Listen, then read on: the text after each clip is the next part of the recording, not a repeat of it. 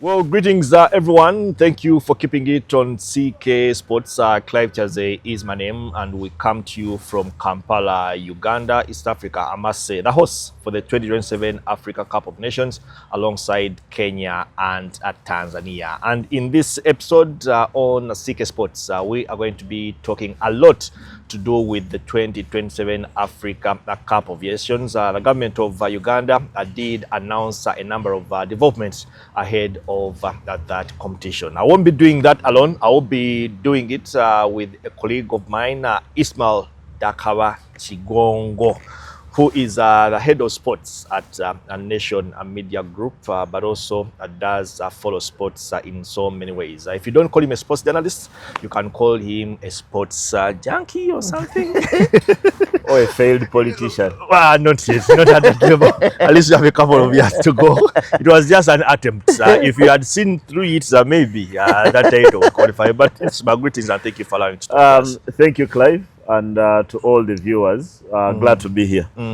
Ismail has his own a channel outside the professional work he does, which is called Second Take with IDK. Yeah. So you can go there, subscribe, and share. Second Take with IDK. That's what it goes. Though you need to be careful. Some episodes are in English, other episodes are in Luganda. So if when you see the lady, you know it's English.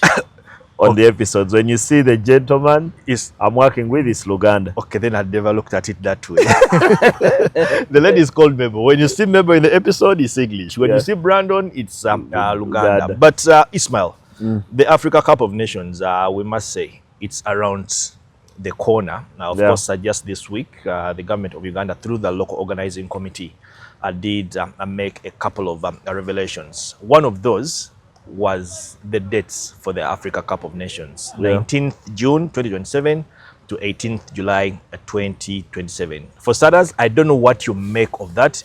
Personally, I thought that's an announcement that should have been done by CAF. Or if non-CAF, it's an announcement that should have been done by a joint local organizing committee. It still bothers me that we don't have a joint local organizing committee. Uganda has its own independent organizing committee. Kenya has their own. Tanzania have their own, but we don't have one that brings us together.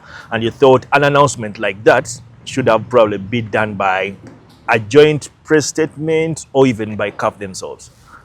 Yeah, looked a bit shabby. Though our anticipation has always been that the AFCON will move back to the window of June, July. So you would have guessed that it was going to be held at that point in time. Actually, I would have loved this to be made by the CAF president, Dr. Patrice Motsepe, because he's the one in charge of the tournament, and maybe should have flown to one of his capitals, Dar es Salaam, Nairobi, or Kampala, and made that announcement of when the dates would be for the AFCON. I've always, because of my position, the people I supervise, I've always asked them not to guess any dates, and I've seen some of them put dates in their stories, and I've told them not to put dates because they were wrong. So when I saw that, that's one of the first things I noticed from the story, the dates that were being confirmed for the AFCON. So that implies that privately, CAF has told the host nations the dates, and then they've let it to them. I've not seen, for example, Kenya. I read the Daily Nation almost on a daily basis, and I've not seen the Kenyans announce the same. Neither have I seen with Tanzania. While I'm not very affluent with my Swahili, I can at least tell certain things when I see Mwana Sport. Yeah, I can tell when they've printed something.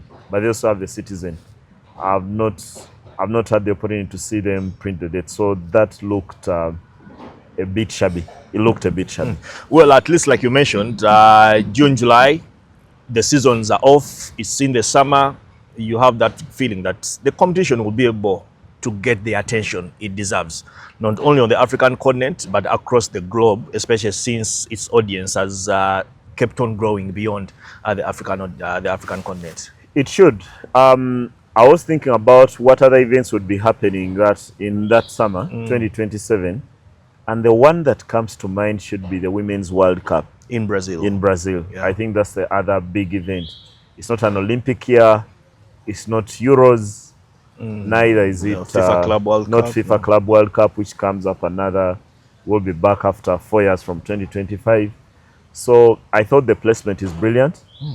And eventually, in the next few years, of course, we'll be competing with the Euros because they'll be happening during the same and the window. Copa America. And the Copa America too, which will also be moving to the same window. So in terms of placement, if you're selling a product, you place it in a period when there is a bit of scarcity. Yeah, though now that worries me. If the finals on the 18th of July, we are yet to know the finals of the Women's World Cup. We'll be one guest short, because that means it might be tough and tight for the FIFA president Gianni Infantino to make it, depending on when the final of the Women's World Cup is. Much as he has a private jet, yeah, flying from Brazil to East Africa might be a little bit harsh on him. Sometimes I don't want to worry about problems of the rich, because when you have an opportunity to fly at your convenience like it does, then you can be in many places at a go. Yeah, but for me, it's about placing in that period of scarcity. The other competition could be the Asian Cup, but also in terms of the time frame or the global time window. Even if it's a World Cup, it happens at a totally different hour. If it's in South America, you would bet the first game would be starting at 10 p.m. Ugandan time, which would be a window maybe for the final game in our case on a particular day. In case it's something like the Asian Cup, it would be happening in the morning in terms of our local time. So globally, there wouldn't be a clash, and that would be a very good opponent, because some people watch sport. Sometimes are just looking for any sport that is happening. Yeah, true. And Clive, you and I would know that according to the CAF report, the last AFCON that was played in Morocco is the most watched, because they got rights holders in places where they had not had them before. Japan, in Southeast Asia, in Eastern Europe. I wondered when I saw a story that even in Estonia, and I don't know how many Ugandans even know, or how many Africans know where Estonia is, somewhere in Eastern Europe, there was a television station in Estonia showing the tournament. So if we can build on that, despite the impurities of that decision that awards Morocco the title inside the boardroom and not inside the four walls, rather inside the four lines, it's if we build on that, then we'd even have a bigger global reach for this one than we did for Morocco. Well, of course, the government of Uganda is still investing money in the Africa Cup of Nations, together with the governments of Kenya and Tanzania. And at this point in time, we can't really have the exact figures.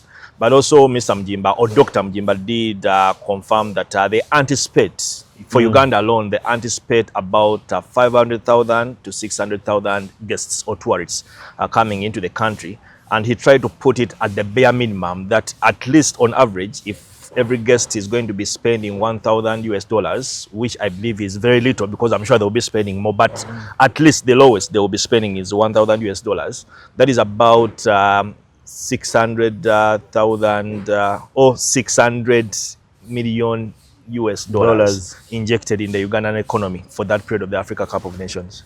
Sometimes it's very difficult to quantify things to do with tourism and travel, because the reward cannot be that Uganda invests money and is able to make it back during that period, because $600 million is only the money spent on building Akibu and Hoima, the total of that.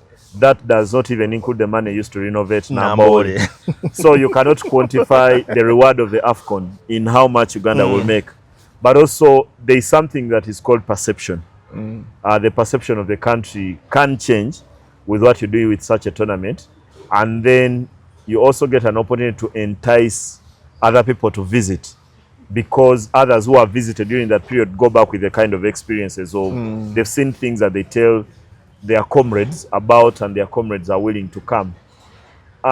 So for me, the marketing of the tournament through Uganda Tourism Board and Kenya and Tanzania cannot be about what is going to be happening on the football pitch. There's a lot of things to see in this country. Those are the stories we're supposed to be selling. Let's say in the halftime commercials of global television watching the tournament before kickoff, they should see our beautiful Maction Falls, our Kidepo, our culture, the food, the dances. There are few countries as diverse as Uganda. We have in excess of 50 tribes. We have very diverse cultures that Clive and I, while we might all come from the Bantu, we may not share a lot in common. So there is a diverse culture here. So those are the things that Uganda should be selling, and they should bring more people. One of my best stories about tourism is one I saw from the Aston Villa captain, John McGinn. He said that one day he was looking at what to do in the summer. So he asked his teammates to tell him what countries he would visit. And at the time, Bwana Samata, the Tanzanian striker, captain, was playing at Aston Villa.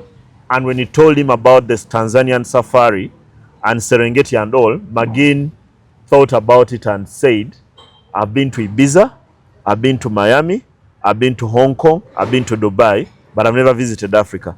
And that's how John McGinn ended up traveling with over 10 members of his family to the Serengeti and doing the Tanzanian safari.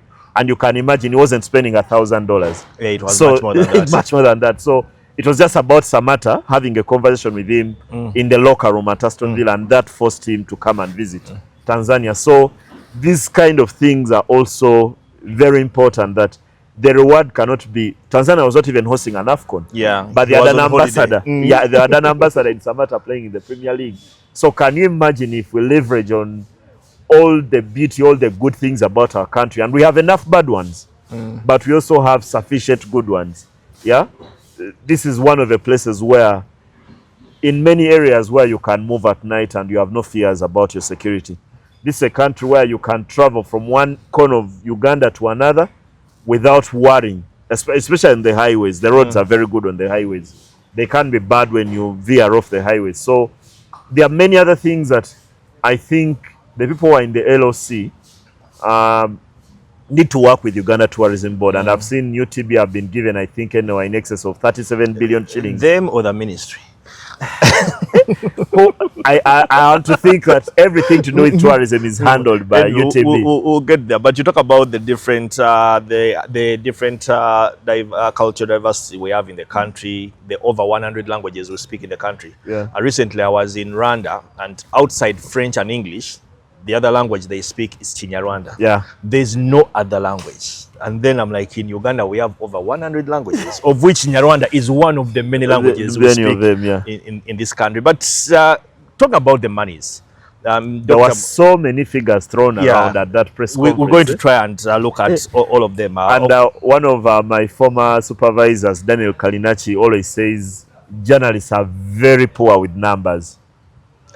With figures, yeah. Oh, okay. Yeah, they are very poor with numbers, that you can walk out of a press conference and you've been told government is spending 374 billion shillings on a project, and you show up with a figure that is 347 billion. Oh, no, we already saw FUFA showing their dissatisfaction because journalists reported something that was in the press release. But of course, we are going to get there. But Dr. Mujimba did confirm that the government of Uganda in the upcoming financial year, they are going to ring fence 905 billion Uganda I got that when I was writing a headline for Daily Monitor. I got the 905. So I wasn't too bad with the numbers. Yeah, at least. So, of course, that money is broken down for different things. 101.1 billion Uganda shillings is going to go towards upgrading hotels in Hoima and Masindi, but also constructing a hotel to serve the Kabalega International Airport. Clive, you and I have always been worried about the hospitality services that Hoima and Masindi are going to be able to provide, because the times we visited, I think the best hotel in Hoima that I've experienced, and I had the chance to live there, the Kabalega Resort Hotel, which is a few meters away from the stadium. A few meters from the stadium. I would give it a 3-star rating. And that's not because I'm an expert on hotel ratings, but because I've also lived in a 5-star. I don't know what a 4-star looks like, but at least I know a 5-star and a 3-star.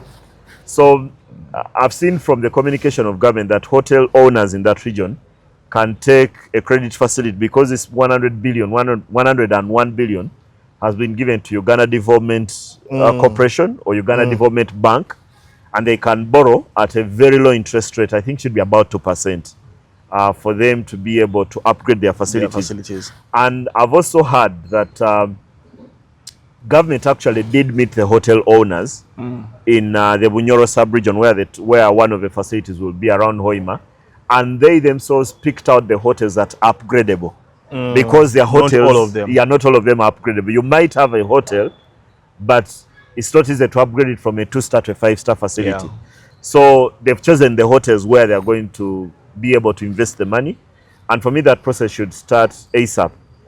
But for the new hotel that government is building, are they also going to lend this out, or is it a government-owned hotel? I mean, the one that is attached to the airports, I have a feeling to be a government-owned hotel. That would then be against a government policy, because government has gone away from owning private businesses, and even in the places where they've invested money, they've given these facilities the money to invest. We know with maybe they are going to work with an investor to put up a facility near the airport. Perhaps that is the only way to look at it, because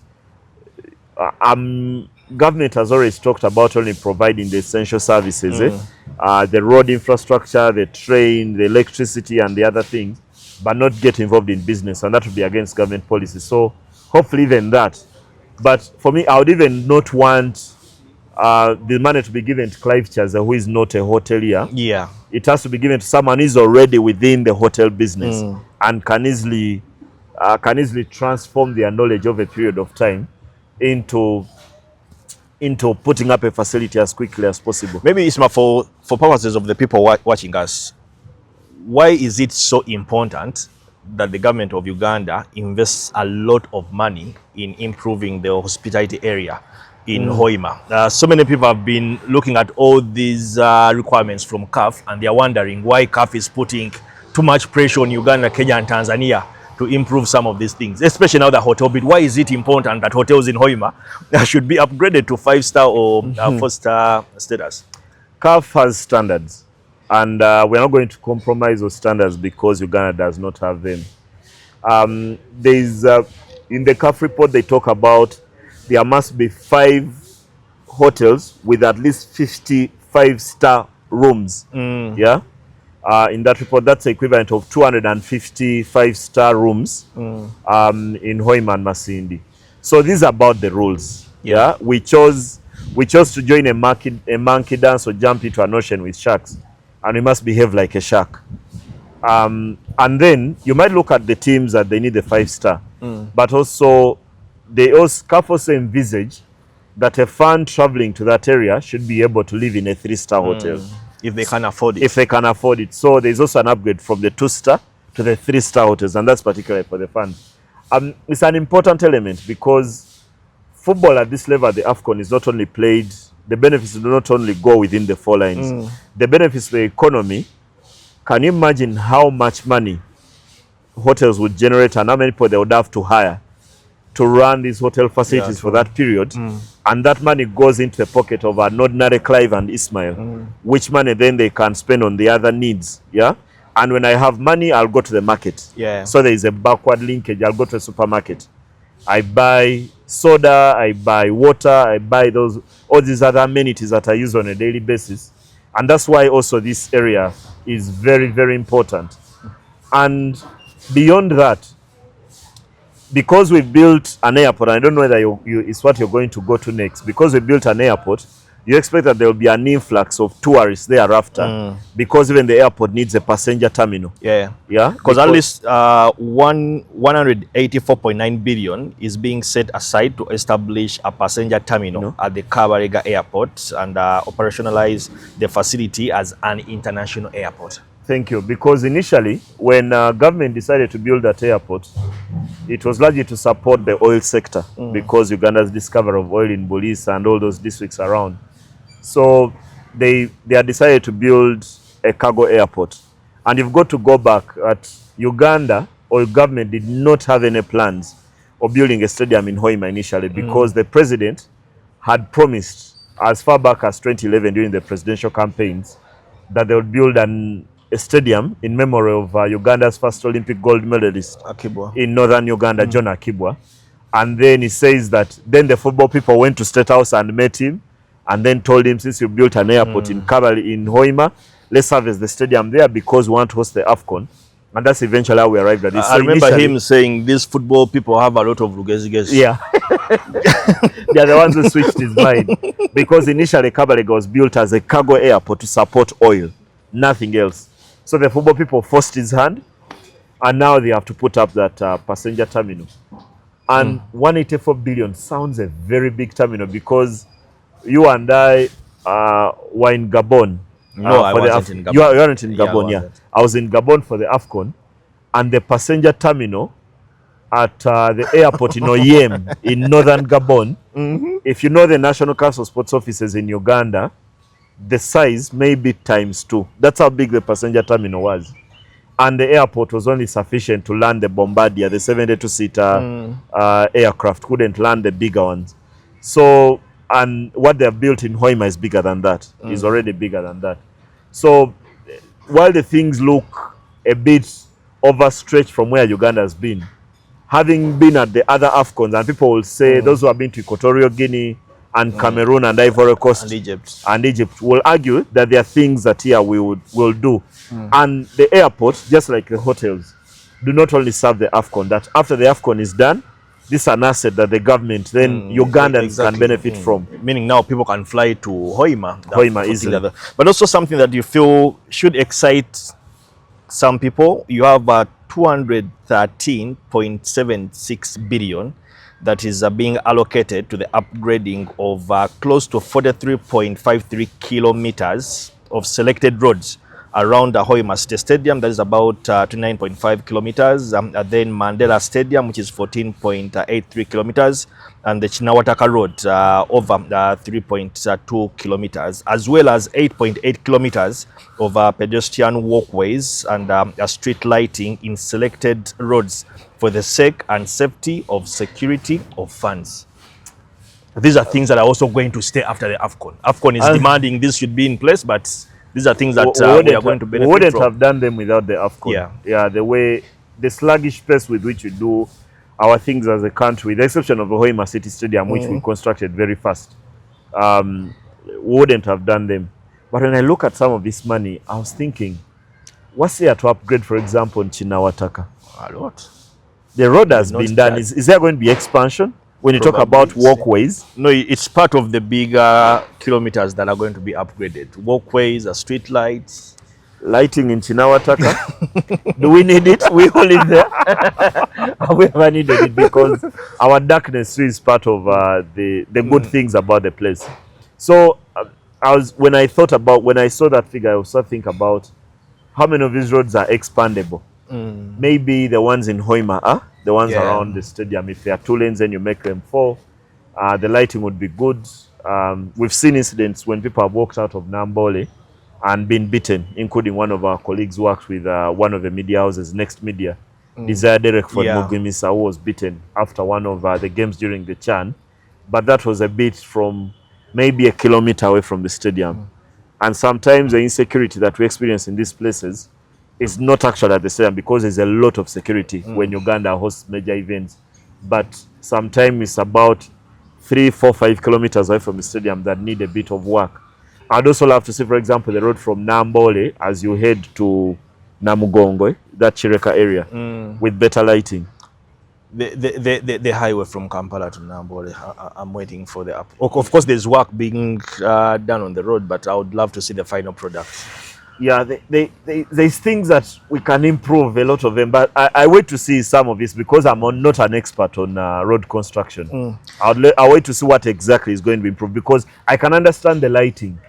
But there are places I've been to and I think, okay, the road is good, but I'm thinking about Ugandan standards. And I've had a chance to visit. One of the most advanced countries I've visited is Japan. And I've not even demanded that the roads are as good as I saw in Japan. Yeah, but when I saw money for roads, what exactly besides the street lighting? Are there going to be new potholes being created this week? For a person who drives a car. For a person who drives around Kampala. The roads I want done are there. Yeah, I would start with Murwana Road in industrial area. I want it done. The drainage system has never been very good. But some of these, there's been a lot of work done, for example, out of Kampala to Nambole on the main highway. Yeah, over the past few years. And the road has improved tenfold. Yes, there's a bit of grading that has to be done on Chinawataka area. But when you talk about this kind of money, I'm thinking about expansion of the road.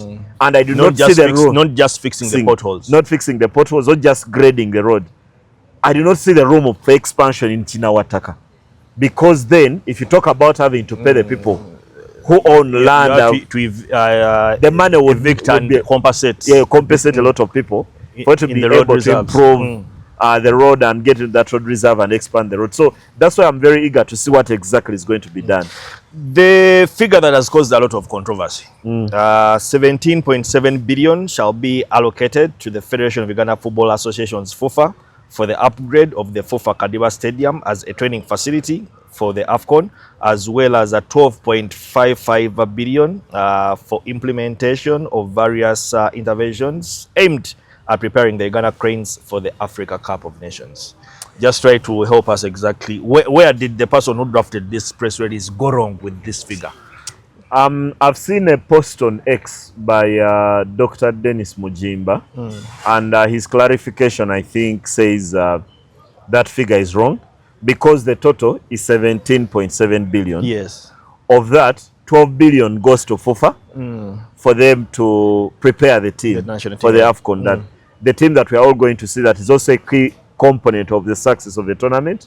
Then the difference between 17 and 12 is what is going to be used to improve Kadiba, the 5 point something billion.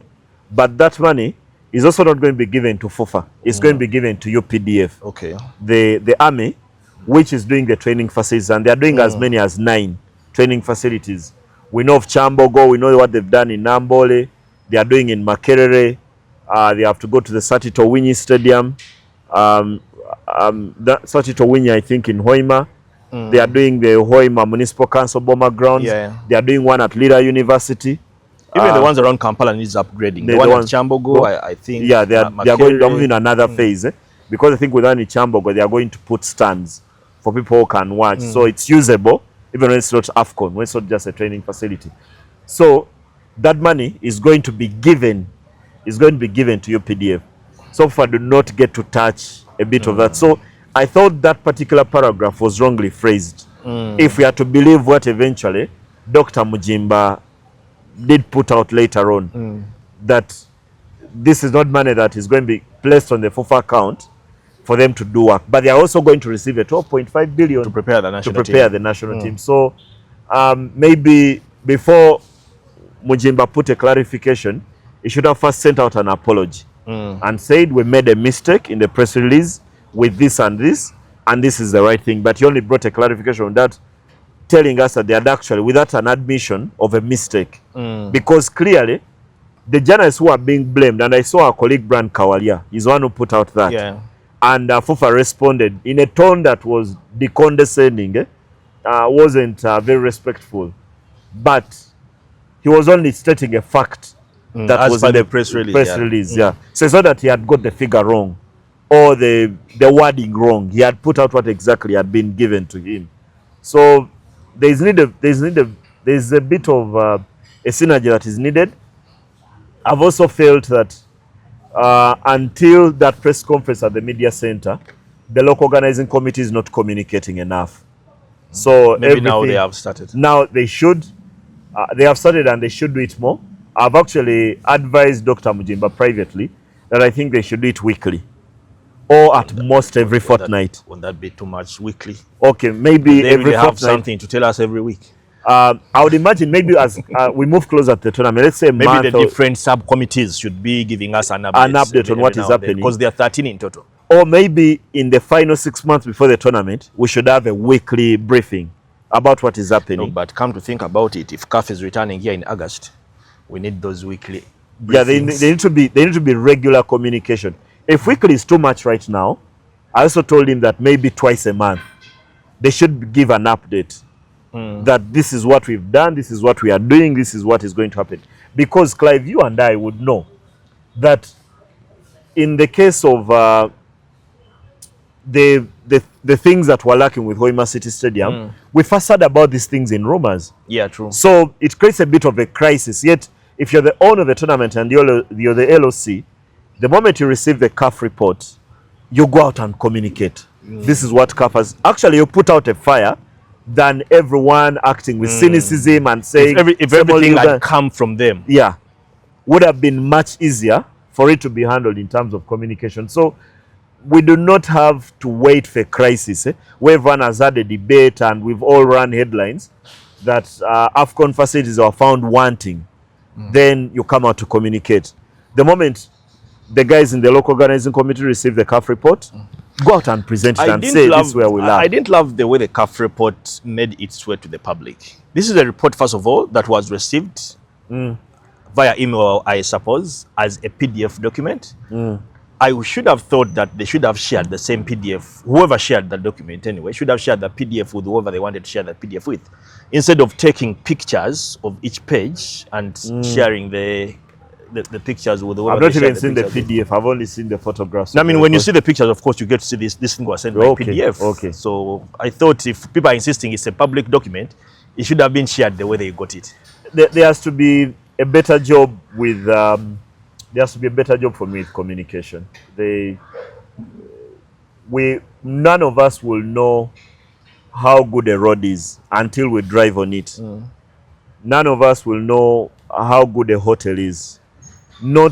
I don't think there's even 1% of Ugandans who can tell the difference between a 5-star hotel and a 4-star hotel. No.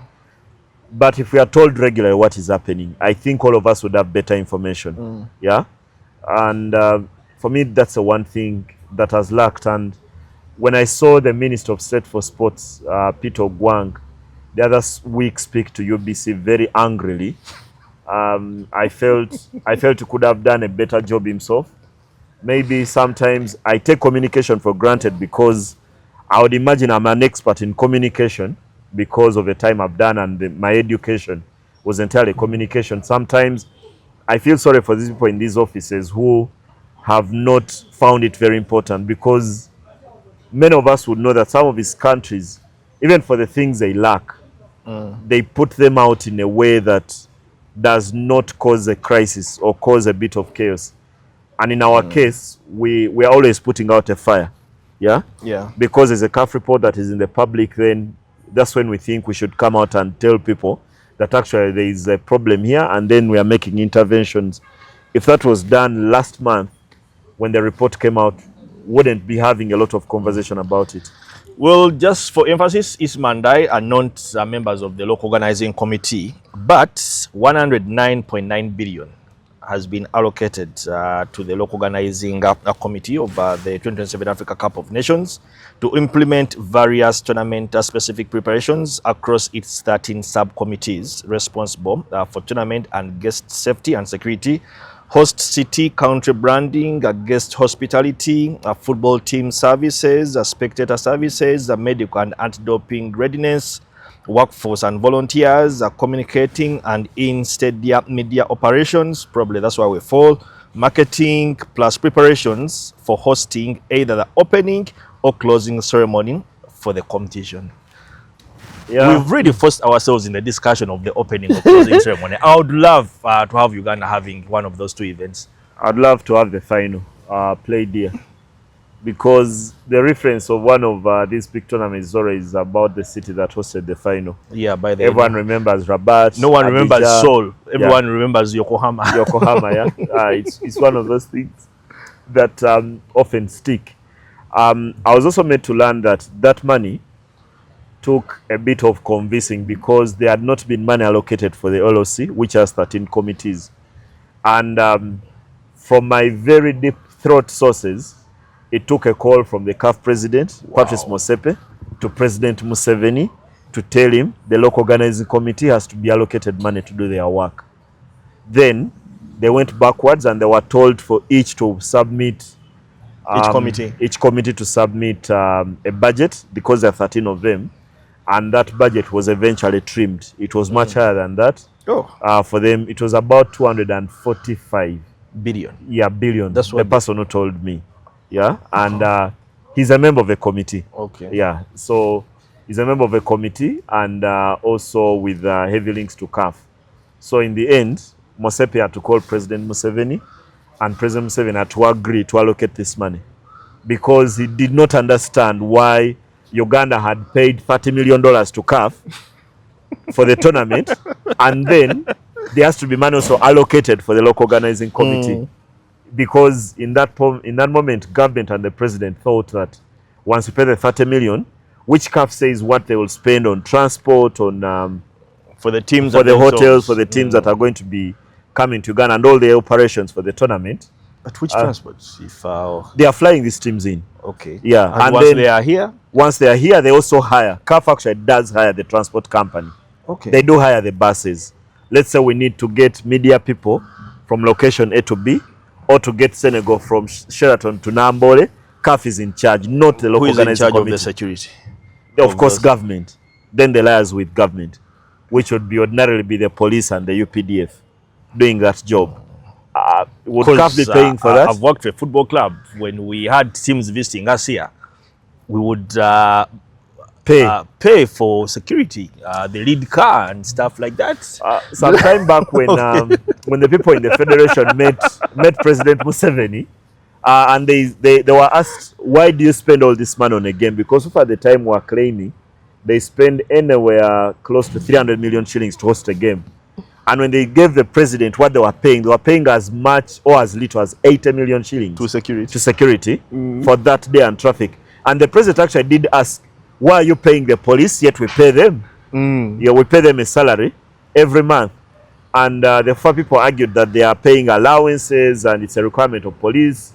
And police also... Or because FOFA is a private entity.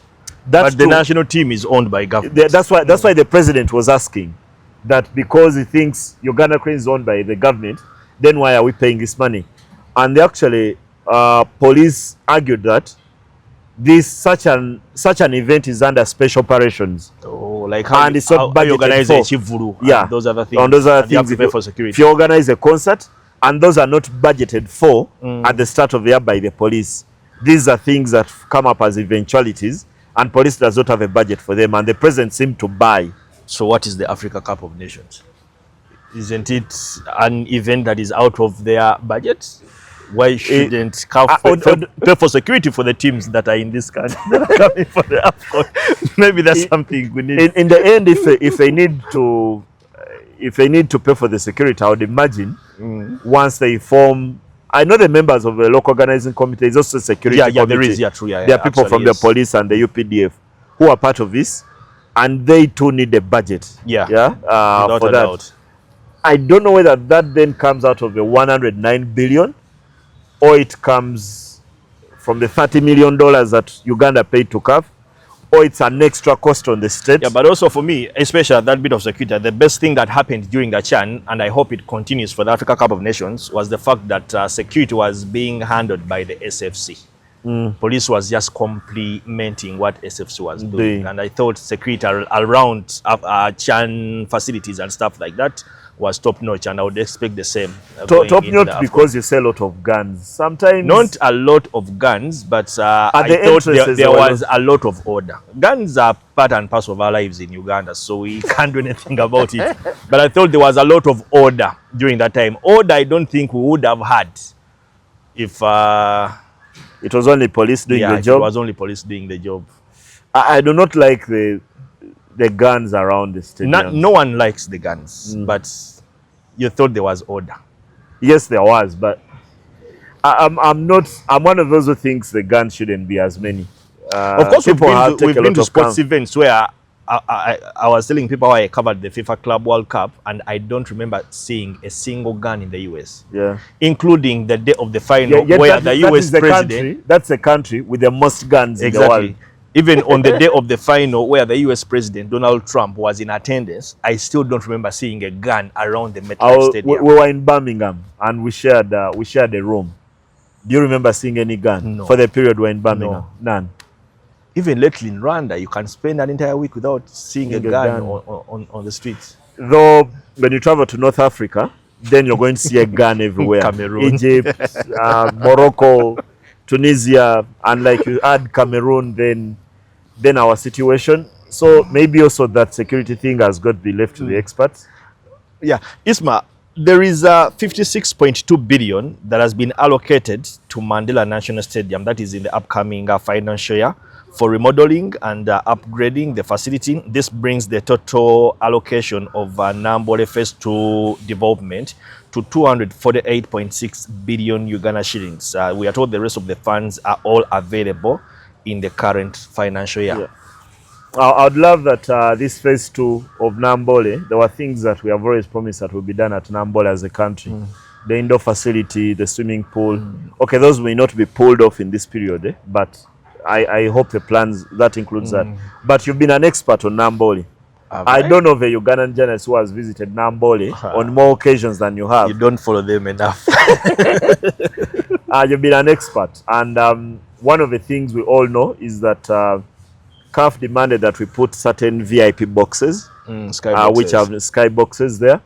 Then, of course, the entrances for the VIP, for example, if the president, Museveni, is attending, and the FIFA president or the CAF president, the entrance they use is not one that anyone else uses. We only get to see them if you're watching on TV, on camera, or you get to see them from a distance. Nambole has not had that. But sometimes when I debate Nambole, I'm always reminded that the stadium itself is a 1970s design because it was a donation from China during the height of the Cold War. So they donated it to Uganda in the 70s. It wasn't built until the 90s because of insecurity. So there are things that have to change. There is moving the dressing rooms from where they are to the opposite end of the stadium. There's moving the media tribune from where it is to the opposite end of the stadium. Things that sound very doable. It's not about breaking the pillars, the columns of concrete that have been there for the last 30 years. Just adjusting from within. Adjusting from within. Hopefully that can be done. Also, the other thing I've liked is that while they're talking that money, is that CAF have demanded that Uganda do submit the designs of what they are doing for approval. So that we do not then build and then have to go back to have a debate about whether we did the right thing or we did not, or this has not gone right. So the construction is being done in close supervision with CAF. CAF know what is happening step by step, so that we do not then get to November or December and then the next conversation is something is missing. The dressing room was not done to the right size. Those kind of things.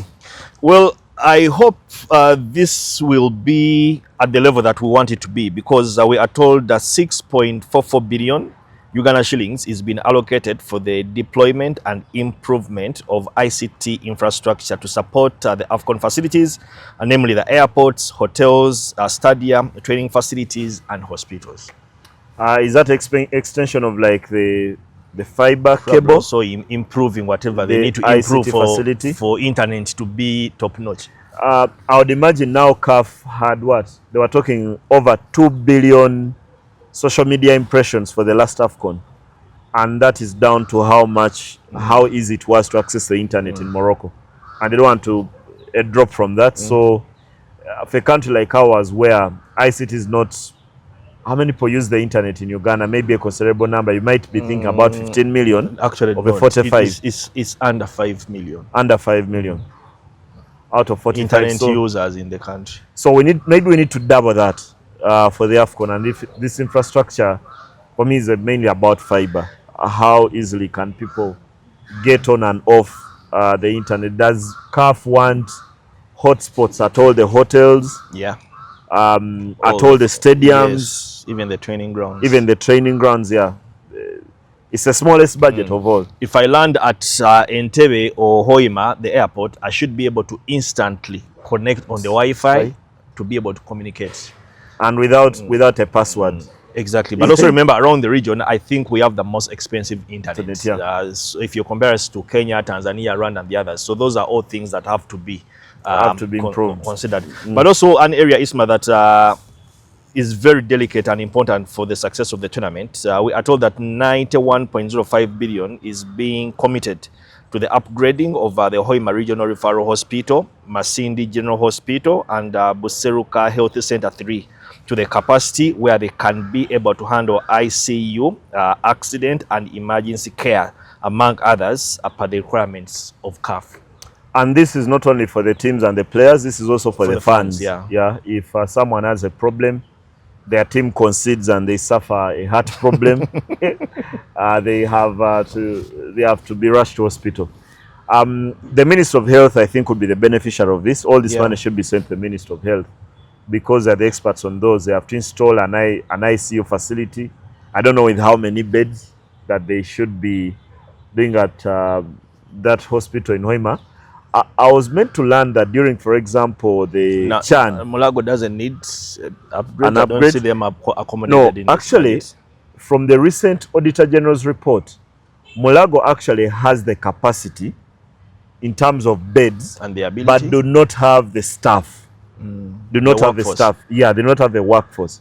If I remember correctly, Mulago should have 25 ICU beds, but they are only able to operate 4 because they do not have staff allocated to those. Because every ICU facility will have, if my figures are right, and that's why journalists are very bad with figures, should have 4 people dedicated to it at any one time. Yeah, 4 different medical personnel dedicated to one single bed. And Mulago cannot use all their beds, their ICU beds, because of that. So while we might have the beds, the ministry also has to recruit people for them, and for me that would be on a permanent basis. Then they have to get on the government payroll and these kind of things that we haven't done. These are the real benefits for me for the AFCON. If we can upgrade these and then have people recruited to work in these places, then they are not going to live up the AFCON. I also know that during the Chan, when CAF were here, they had to do an inspection of the hospitals, and they only agreed to use Mulago and IHK, International Hospital Camp. Those are the only 2 hospitals that were accredited at the time. Hopefully by then even the Mbuya Military Hospital is done, because it should be able to support. Okay, currently they are able to treat, I think, soldiers, but they're not yet open to the general public. But if I remember, when they launched the construction of that hospital, the target is for it to be open to the public in September 2026. So hopefully by then Mbuya Military Hospital, which is also not far away from Nambole, would be usable.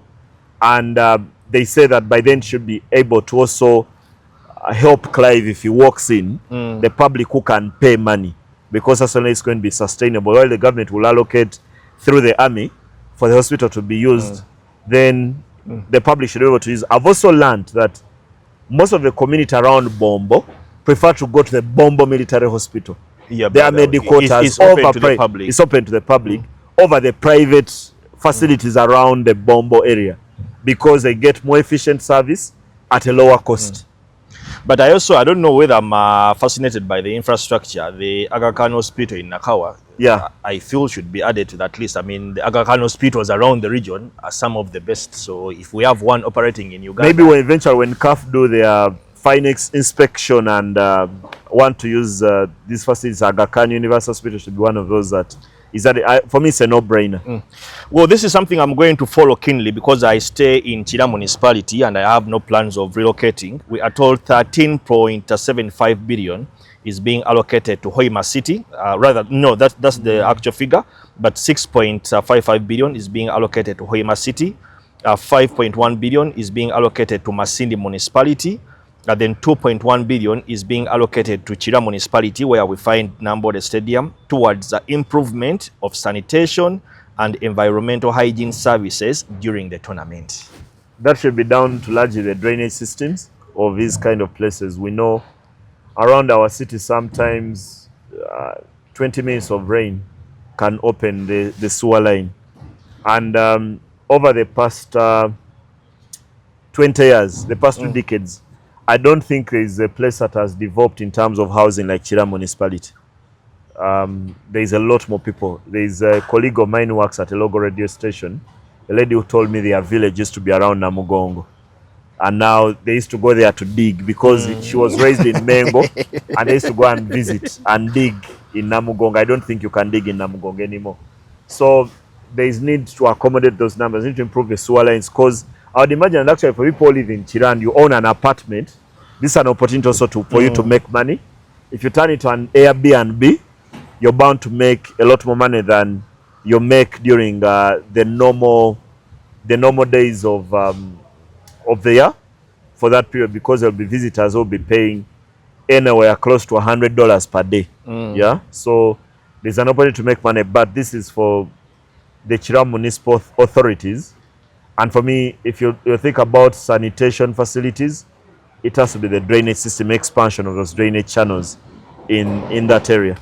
Well, another item that might excite people, especially those who don't want to get stuck in jam a lot, 23.33 billion is being allocated for the upgrade and maintenance of the Rere Central Terminal, Kampala Mukono Line, Namave Station, and Nambole House. I wait to see how that is being done. I'm a keen follower of the standard gauge railway. I actually always give people an update that Kenya finished building their line from Mombasa to Nairobi, and they've extended it, I think, since to Naivasha, and now they are moving from Naivasha to the Ugandan border.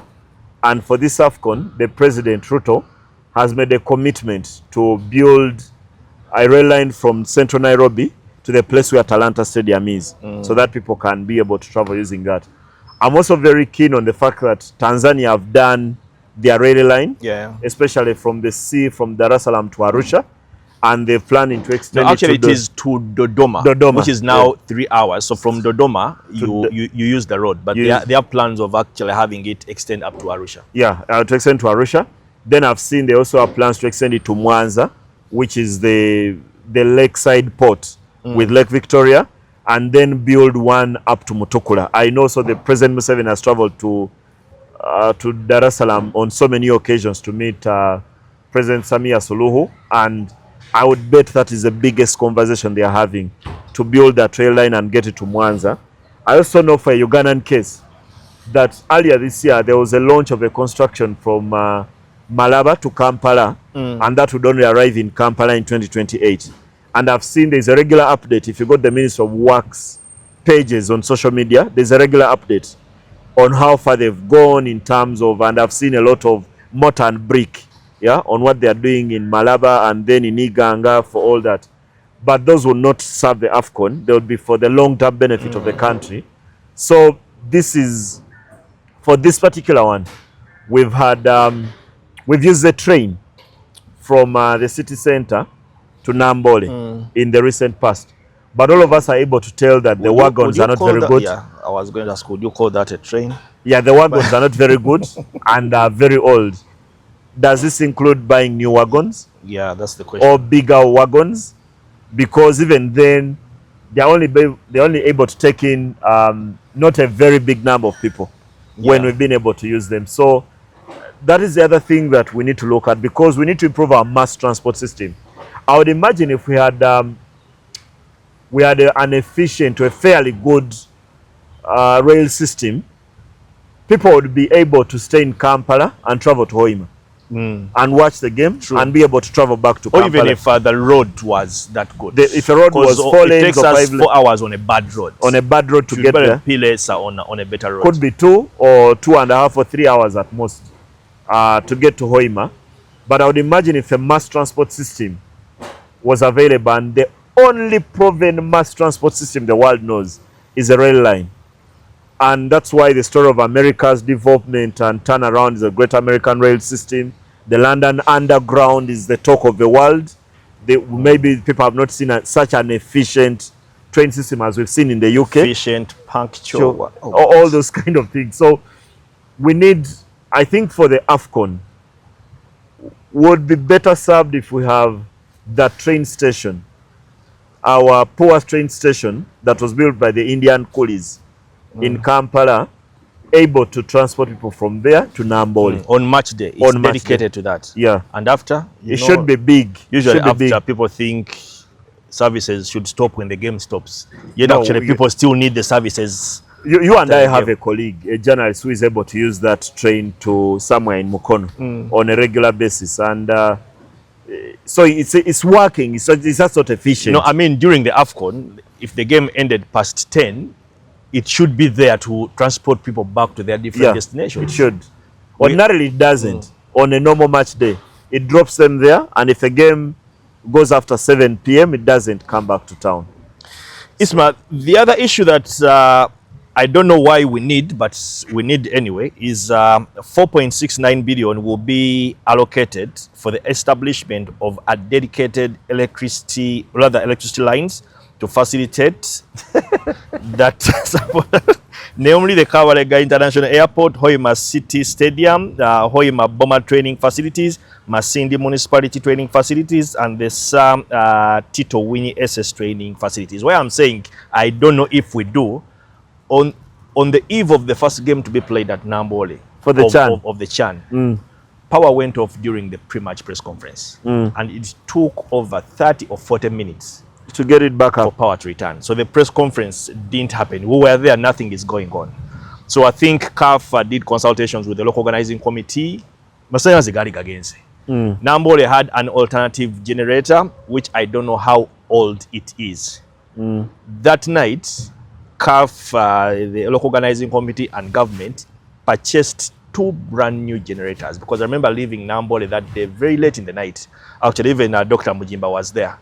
And it was those 2 generators that were powering the stadium throughout the games. So it was in power.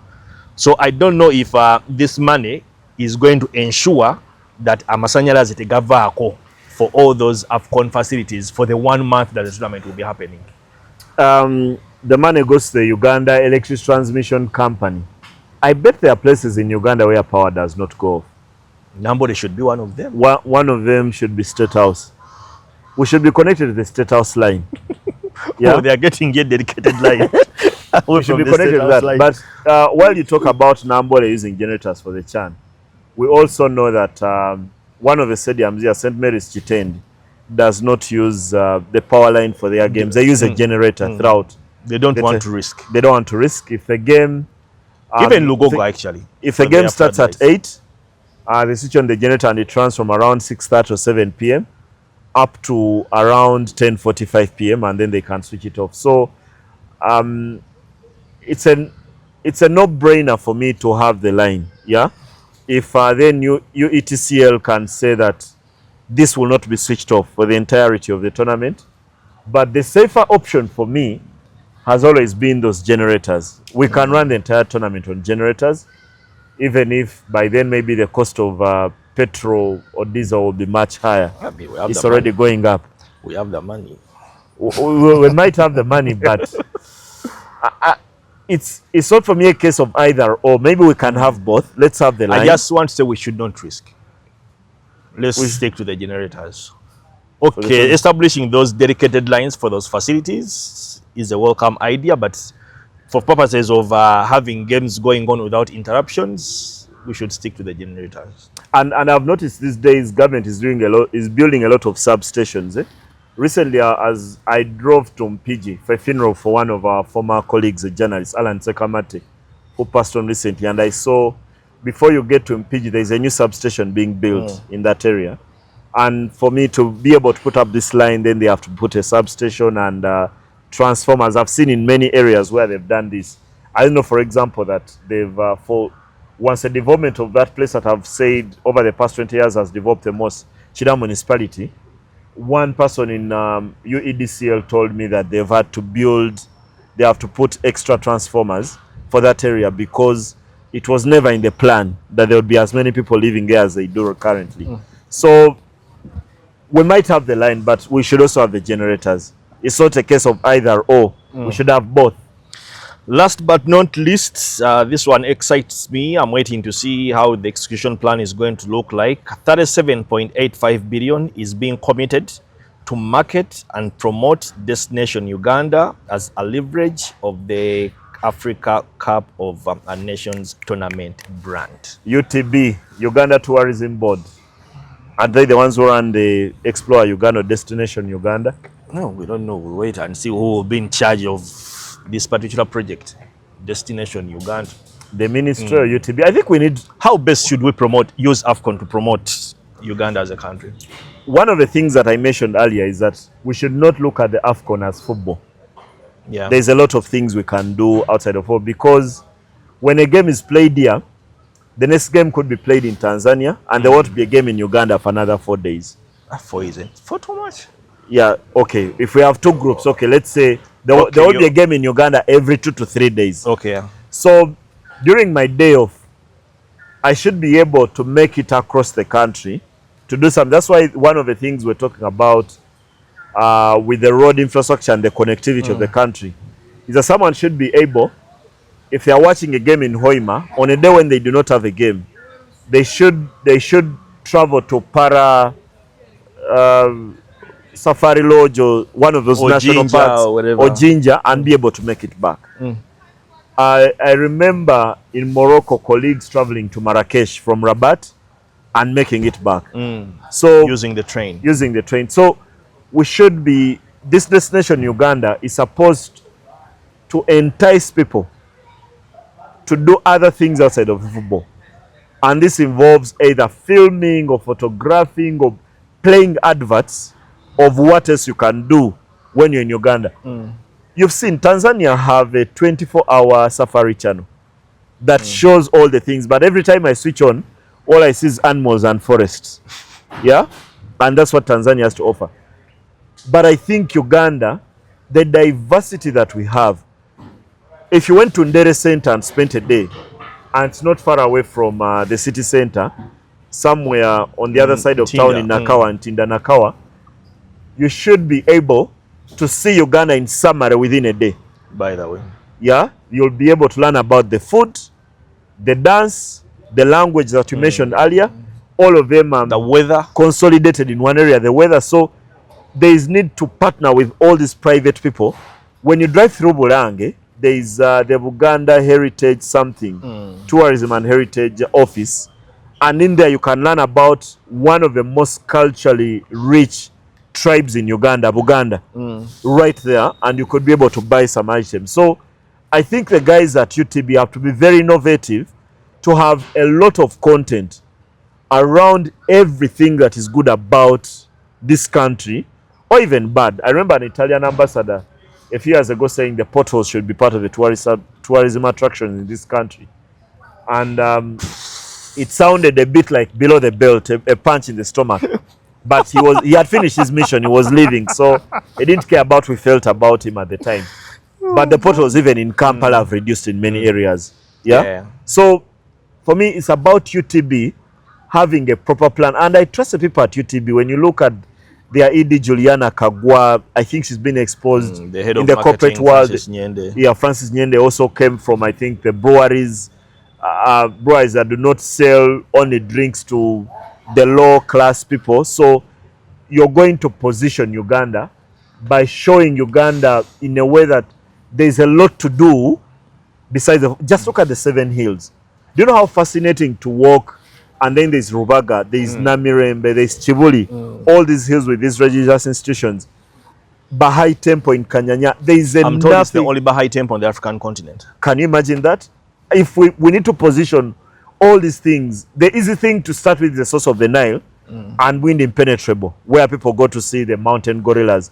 But Uganda does not stop there. Has someone heard about the hot springs? You can boil an egg, Chitagata, there is Semiliki. Yeah, for the people who will be stationed in Hoima. Yeah, I mean, Fort Porter is just a stone throw. A stone throw. There is a lot of things, but all those things come back to connectivity. How easily can I move from seeing Chitagata Falls to getting back to Hoima if I have a game the next day?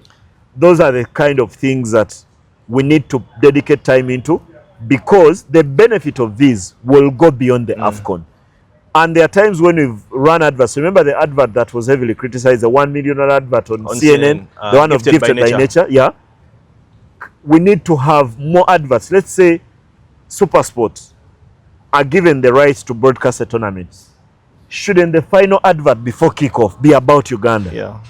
Yeah. Shouldn't the halftime advert especially be about that game Uganda? Is in Kampala. Exactly. Or Uganda. For the games that are being played here, shouldn't a halftime advert on SuperSport be about Uganda, or even on the CAF website? Ismail, as we wind up, you talked about the issue of connectivity. The 905 billion Uganda shillings has nothing to do with air transport. I thought Uganda Airlines should have been accommodated somewhere to ease our movement around the region. And with the tickets that are at a cheaper price or stuff like that. It's a tournament that has 3 countries, where all 3 countries have national airlines. But now, speaking for the sake of Uganda, you thought Uganda Airlines should be part of this AFCON plan? I would also, maybe it's not for one reason. Okay, there's been challenges with it. And I've always felt that while we all go out and criticize, and it's a very good thing to criticize things that are not going right, I think Uganda as an institution needs more investment. I saw, I think in January, government has allocated as much as money to buy another 10 aircraft for Uganda Airlines. Oh. Another extra 10 aircraft. So that will mean more destinations. More destinations, yeah. So maybe that has been catered for in another area. But it's something you also got to mention. There's a visa waiver. Yeah. If you're visiting Uganda, you don't need a visa. Yeah. And this just arrive at the airport from anywhere in the world. It shouldn't be making headlines, but it is making headlines because during the Chan, Kenya and Tanzania had waived their visa fees, and Uganda, we had entirely waived our visa fees. Some people had free visas, others had to pay for their visas, but now that has been cleared. Yeah, from a month before the AFCON, you can just walk into Uganda, arrive at the airport, you have your passport stamped for zero money, and there is nothing else. You only need and to you can stay a month after. A month after, get onto any flight anywhere in the world and travel to Uganda. Should they need to stay that way even after the tournament?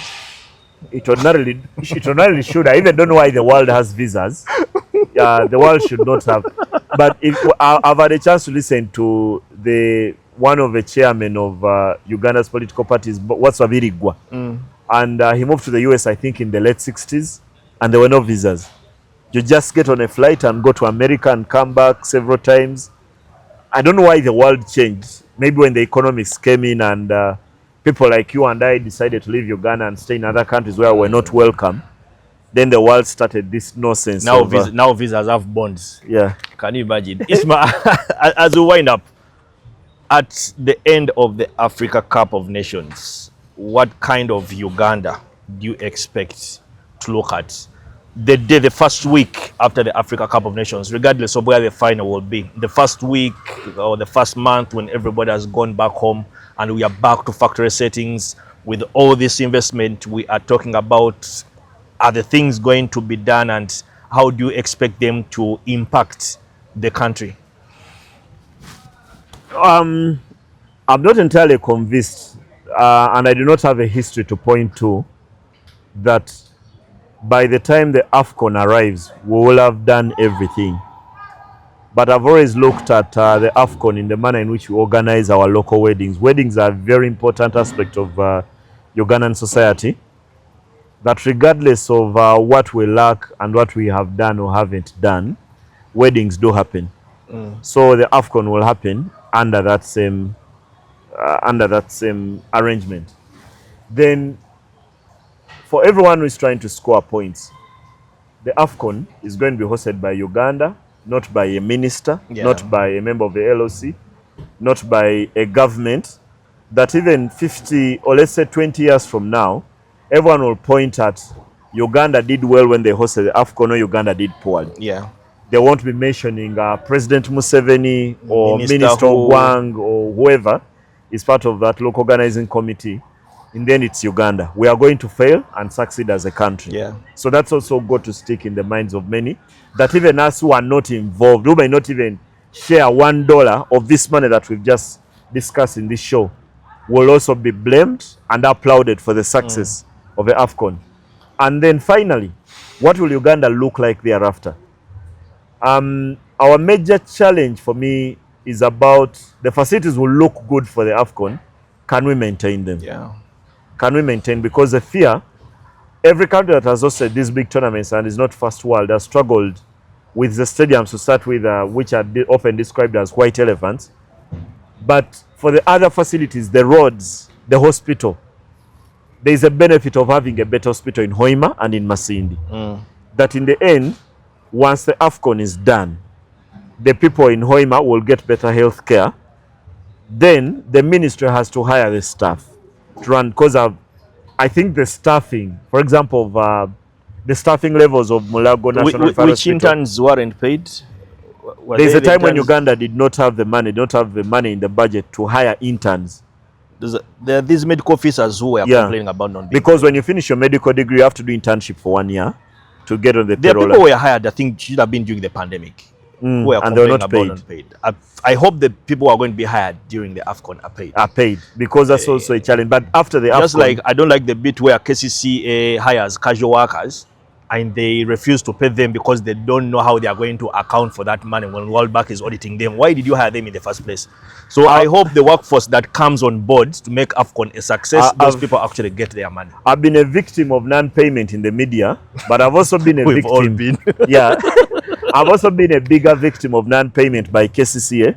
Remember when we hosted the World Cross Country Championships? In Kololo. Yeah. I signed a contract that had the signatures of the executive director of KCCA, at the time, Jennifer Musisi, and the president of Uganda Athletics, Dominic Otuchet, and they took my account number. I've never been paid. When was that? 2016. Around, oh God. When Joshua Cheptegei failed. 10 years ago. 10 years later. Yeah. Jacob Kiplimo, or when he won that World Junior, we signed contracts and were not paid. So, for me, in particular for the AFCON, when we hire people for that, they have to be paid. But for some of these, especially for me, the health facilities, because one of the biggest challenges in this country is to access a good health facility when you move out of the Kampala metropolitan area. It's a major, major challenge. So if we upgrade Masindi General Hospital and we hire people for it, government then should have the resources to keep them on the job, because what they'll be providing in terms of a service is not only relevant for the AFCON. The people in Hoima and Masindi and Kagadi and Chikube and Bulisa are already lacking in terms of medical facilities. So when you improve that, you've got to maintain it. And that maintenance involves hiring and paying medical personnel in that area. Well, that's all the time we have for you. I won't speak for Ismail, but I'll speak for myself. And this message goes to whoever is responsible. From the time Uganda, Kenya and Tanzania won the bid to host the 2027 Africa Cup of Nations, I think I want to believe I was the most excited Ugandan outside those people who are involved in the process. Because I knew for the first time in a long time, I'm going to cover an Africa Cup of Nations where I'm going to spend very little money. And ever since then, I've set myself mentally. So whoever is responsible, I'm not ready to cover the 2027 Africa Cup of Nations outside this region. So whoever is responsible, do whatever it takes to make sure that tournament happens. And I'm sure I'm speaking for so many Ugandan journalists who have to fork through the nose or whatever to cover these tournaments. This thing has been brought home. People are excited, and we don't want that to change. Yeah, and there's many Ugandan journalists who have never had the chance to cover the AFCON. Exactly. This is their only opportunity. So the list, President Museveni has tried his level best to do this for the Bazukuru.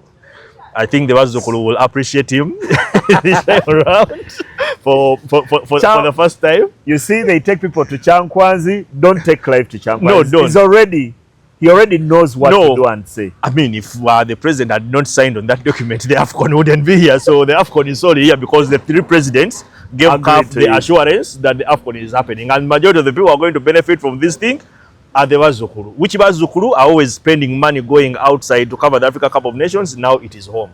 So whoever is responsible, this thing should be happening. That's all the time we have for you. But of course, we have a show coming up. It's going to be called the Pamoja Show every week. That is dedicated to bringing you all the updates of the Africa Cup of Nations as the dates do draw closer. Clive Chaze is my name. I've been in good company of Ismail Dhakaba Kigongo, the head of sports at Nation Media Group. Catch you again in the next episode.